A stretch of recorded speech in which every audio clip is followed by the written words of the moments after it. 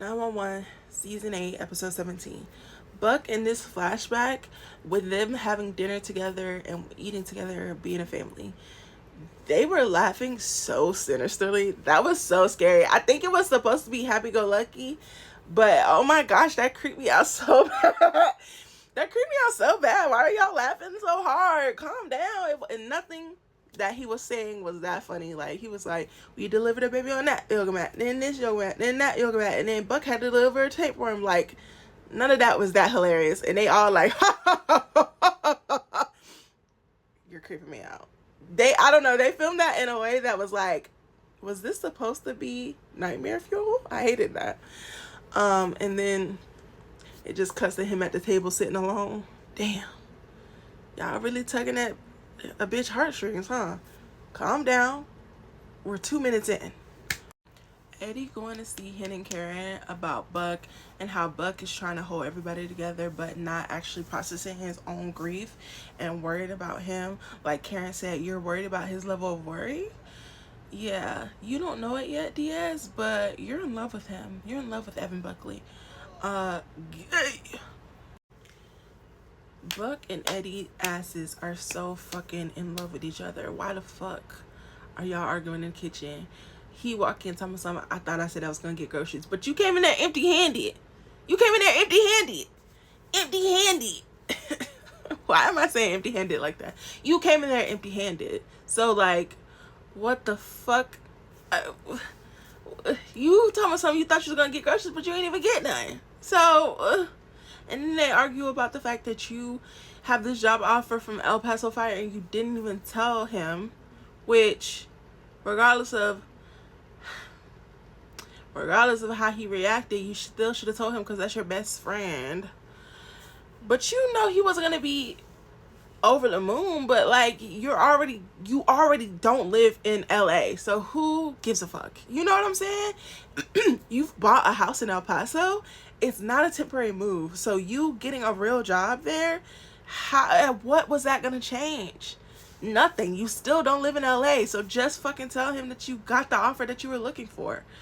Especially because when you didn't get it, you told him that you didn't get it and he was sad for you. So like, definitely explain what the fuck going on. Like, I don't understand. You the one who wanted excuse me, you the one who has been staying there for like the last week and a half, 2 weeks, I don't know what the timeline is, since the funeral.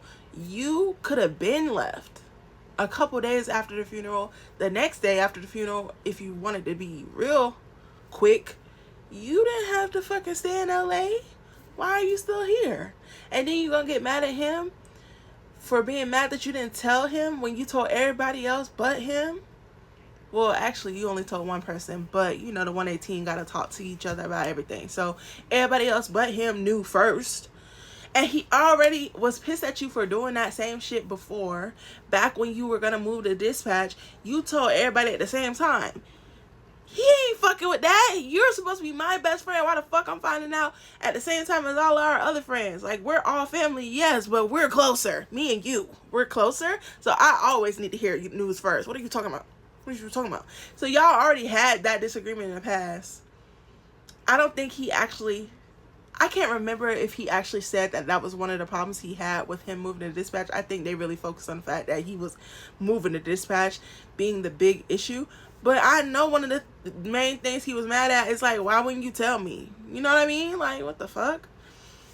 Anyway, so y'all rehashing the same argument that y'all done had before. Anyway, y'all are so fucking married. You're together. You love each other. And you just don't know you're gay yet, Eddie Diaz. But Eddie Diaz, who will be gay, Buddy, who will be canon, Bobby, who will be alive. That is my motto for season 9. I still refuse to believe that Denny said, hey, Athena, instead of, hey, Aunt Thena, because regardless of the fact that Denny's mom is white, he was raised by 2 black moms. So, like, your biological mom being white don't got nothing to do with it. And Thena is a baby boomer. Blech, boomer. I'm pretty sure. Black women are not just gonna let you call them by their first name. I'm sorry. Like, even me, and I'm a millennial, kids have to call me Miss Cece or Aunt Cece or Miss Shanoa. Like, they're not gonna say, hey Shanoa. That's insane to me. That feels crazy. I'm also from the South, so maybe it's different because Hen, I think, was born in California. Thena, no, but Thena's also from Florida. So, no. Then he said, hey Aunt Thena, I don't care. I don't care. I don't care. But then the fact that Thena is still mad at Chimney, girl, get over this. I think she gets over it at the end of this episode, which I'm almost to the end. But I'm aggravated still. Like, it's not his fucking fault. It's Bobby's fault. Bobby didn't tell y'all. Bobby is the one who didn't come up with a third solution. He didn't even give anybody a chance to come up with a third solution because nobody knew he was sick until the end. Like, maybe y'all could have gave him a half of the antidote, Chim a half of the antidote, and then maybe it wouldn't have cured them, but it could have slowed down the progression of the virus until the fucking lab people could come up with something else. I don't know, but nobody got a chance to do anything because Bobby decided. So you're really mad at Bobby, which you've acknowledged that you're mad at Bobby, but why are you also mad at Chim? Chim didn't fucking do nothing but not die. You know what I mean? Like, get off his fucking back, Athena. And then Buck and Eddie's gay asses.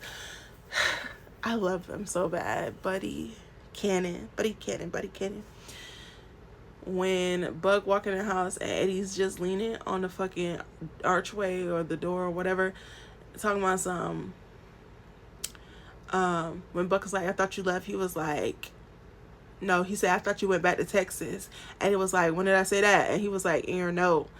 And Eddie was like, no, I said I was going to the airport. Airport in Texas, not even the same word. They don't even have the same amount of letters. Get out of my face. Get out of my face. First of all, you're sassy. Second of all, don't get slick with me. You know that fucking letter.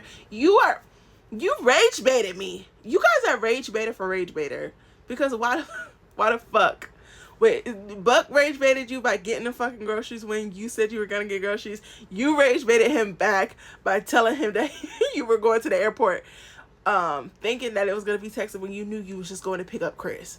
Like, y'all are rage baited for rage baiter, and that's my fucking type. I love y'all together. Please, Buddy Cannon. Also, I heard some jerk was being mean to you, so I thought you could use some cheering up, and then you bring back y'all son. Y'all are gay. Also, everything is about Buddy except for Buddy, which is about Christopher. Exactly. Right. Yeah. I love this show. I don't care that it's so stupid and so dramatic sometimes. Sometimes the actor be, but it's just so, like, it warms my heart. It warms my fucking heart. I love it. Peppa talking to Buck and calling him our Eddie, calling Buck Carino, and giving him a pep talk about Bobby and the fact that life is change and you have to move on. That is so This Is My Nephew's Husband coded. Because, yeah, she knows him as Eddie's best friend, but, like, that conversation was so family. Like, that was so family coded. Like, that's your in-law. I don't give a fuck what nobody say. I love when dispatch is a part of a rescue operation, like when they help facilitate something, when she's like 133 to the 130 to the 127 and the 144 and get your line and connect that line and boop boop boop. Like, yeah, you better run that operation, Maddie. I love that. They're so competent. I love them. Also, Graham, baby, okay. And then the fucking song in the lint trap, and then he go to check the lint trap, and then the shit blow up. It's just like, it's so much. One more episode to go, y'all.